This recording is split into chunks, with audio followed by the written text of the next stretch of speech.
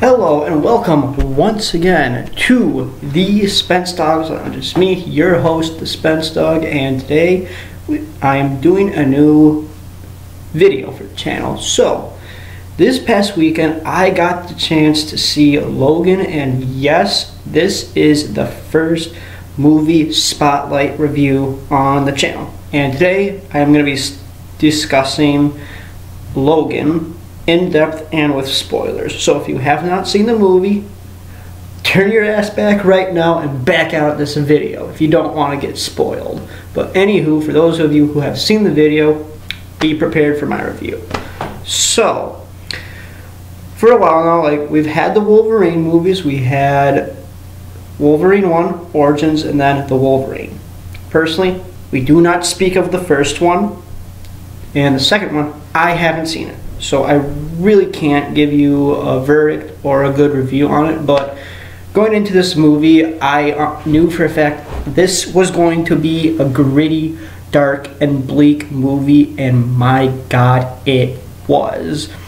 We were able to see a really broken down and emotionally worn out Logan. At this point, the adamantium in his system is pretty much killing him at this point, and hasn't really cared enough to do anything about it, and is just letting it kill him.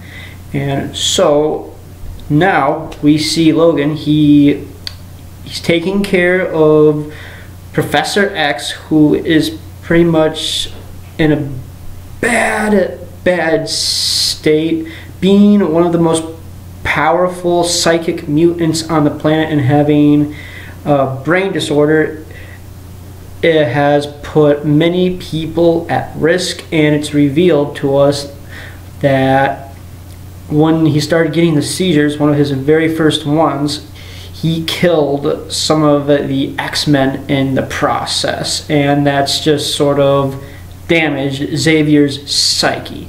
But moving forward, we see Logan. He's now a chauffeur. He doesn't really try to do too much of the superheroics anymore. And enter a new player. We see this woman, a Hispanic woman. She tries reaching out to Logan, asking for help, but Logan, he declines. Doesn't really want to don the mantle of Wolverine anymore, but there enter some shady people. I want to say it's a reincarnation of the Weapon X program, and they do a good job of, these guys are playing the seedy, evil government goons in a sense, and we are introduced to this new girl named Laura, and at first we don't really know who she is, how she came to be.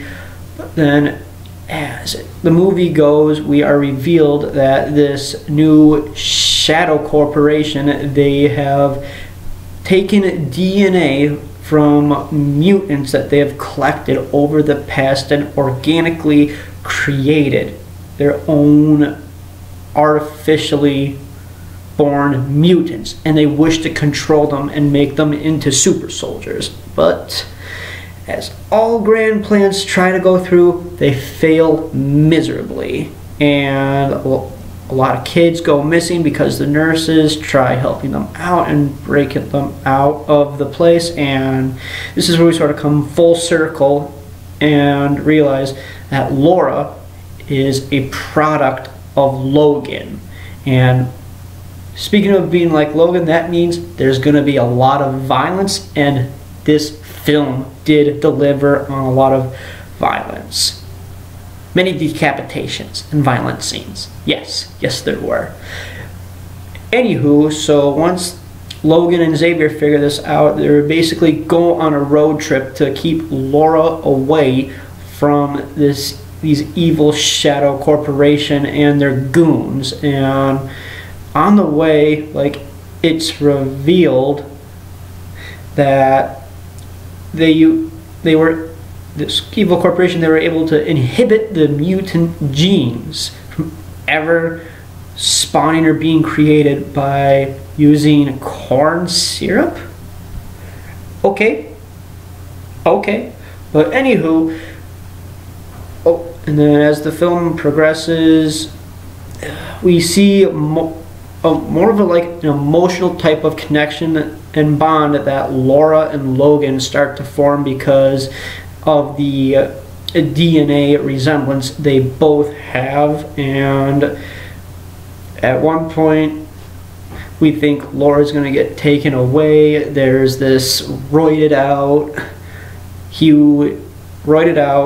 Wolverine clone created by this evil shadow government corporation, whatever you want to call it, and Wolverine goes absolutely ham on the dude, and then he sort of gets his ass kicked in the process. But we know at this point, it's sort of foreshadowing that Wolverine is not gonna make it alive by the end of the movie. And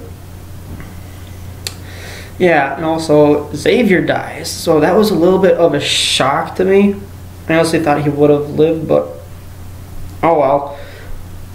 So, and then anywho, then once we get to like the final act, Logan, he's able to get Laura to this supposed Eden camp where there are mutants, and these are the mutants that Laura was raised together with from this shadow corporation. And then the last half of the movie, it goes out. Logan, he goes out with a bang. He's able to just, how do I want to say this? He's able to dismember, decapitate, and just go ham on all these people. And the main villain, I thought this was a little bit ironic. He got killed by the artificial mutants they created. And yeah, it's sad to say this, but Logan does die, and I sort of did tear up a little bit, like not full on tears or anything, but it was sad because there was a scene where Laura, she doesn't want to leave Wolverine, like, Daddy, don't leave me. And then feels were too much, people. The feels were too much.